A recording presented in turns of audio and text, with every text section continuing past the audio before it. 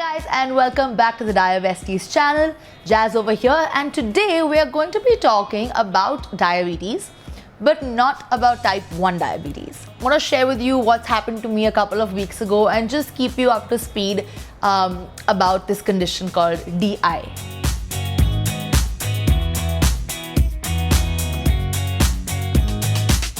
Now, a couple of weeks ago, I woke up in the night feeling extremely thirsty. Now, for all of you who must be wondering, if you're like, Jazz, your sugar was high. Duh. And that's exactly what I thought as well. So I got up feeling an unusual thirst, which is not your, oh my god, I'm so thirsty thirst. It is that hyperglycemia kind of a thirst. Extreme thirst that no matter how much water I would drink, it was not able to, what's the word? It was not able to, thank you. It was not able to quench the thirst, and I got up to pee like 8 or 9 times, and I literally in the night, I kept checking my sugar on my Dexcom because I thought that it was high, but the sugars was 120, 110. So I thought that there must be an error with the CGM. So I got a glucometer, went all old fashioned, back to like black and white times, and I checked with a finger prick with my SMBG, 120. It was totally normal. So I got up the next morning feeling a little uneasy because that thirst was still there, and I just called up my doctor. And what we first thought is just to do a ketone test, thinking it could be euglycemic ketoacidosis, which is when you get ketones even when your sugars are normal. But it was very unlikely that because my pump was on, my insulin was fine, checked, those pee on a stick ketone tests, did that, negative. So that was ruled out. We waited for a day because we just thought it may be a one-off event. Continued happening. And the next night it got even worse. And even throughout the day I was feeling unusually thirsty, going to pee a lot, and also like feeling the need to drink cold liquids and not just room temperature water, which I normally drink. I don't drink cold water at all. And didn't happen again. So the next day again I called up my doctor and he said, okay, you know what, let's order a couple of tests. So we ordered like the normal urine routine, blood work, stuff like that, and we did a test called, now you're gonna hear a lot of new names for tests, so we're gonna probably like title it over here so you can remember. But one of the tests we did was serum osmolarity and urine osmolarity. Now these are tests to see how concentrated your urine or blood is, either way. Now the urine osmolarity should be anywhere above 300. What came out with my result, it was 69. So it was extremely low. And the serum osmolarity should be between 285 to 295, and mine was 311, so it was on the higher side. Then the doctor was like, okay, that is red flags over there. He ordered immediately another test, which is the ADH test. And he sort of then told me that, Jazz, you may have diabetes insipidus. And I was just like, hold the phone right there. I already have type 1 diabetes. And he was like, no, this is completely different. It's not related to type 1 at all. It's another hormonal imbalance. But I sort of did my research. I spoke to him, and what DI essentially is that there's a hormone in that the brain produces called the ADH hormone, which stands for the antidiuretic hormone. And wait, I have to sort of Google this. The ADH hormone helps control how fast or slow the liquids from your body are excreted, okay?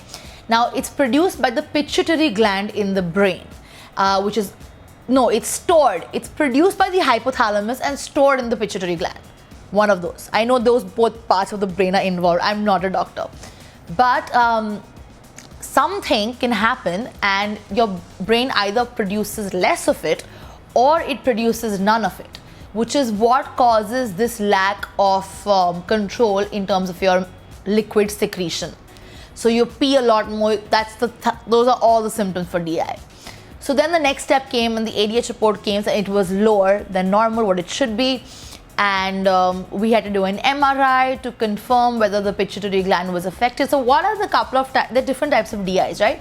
One is called central DI, one is called nephrogenic DI, and the third is gestational DI, which only happens to pregnant women, so I'm out of that. But central DI is basically when the brain, that's the central nervous system, something gets wrong over there. The nephrogenic DI is when something is wrong with your kidneys and they're not able to process the ADH hormone. So we did an ultrasound and my kidneys were fine as well. So that's also ruled out. So the other thing is that sometimes you could have had a fall or you could have injured your head, and some impact, even a trivial impact, what my doctor says is it can cause CDI. And what I do remember is that I had gone for dance and I had done a couple of back rolls on the floor.